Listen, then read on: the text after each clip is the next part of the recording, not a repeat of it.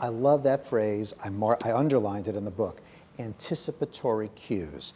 I've interviewed soldiers going off to Iraq and coming back from Iraq who told me something called situational awareness is part of survival in a war zone.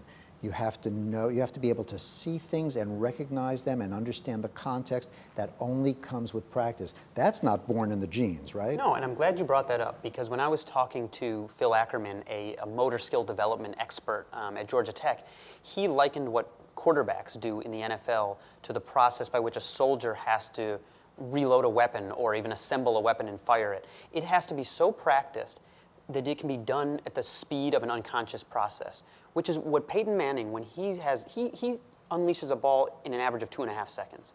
He doesn't have time to consciously think back to all the game film he's studied. 2.5 seconds from the time he gets the snap? Yeah, 2.5 seconds from the time he gets the snap. Is that faster than most? That's faster than most, but most people are under 3. How little time that is to what? Size up a whole defense, know where your offense is, know everything. So tell me about that process. It's less time than 2.5 seconds. That's the time until he releases the ball. The sizing up is happening way more quickly than that. He is very literally doing the same things that a master playing speed chess is doing.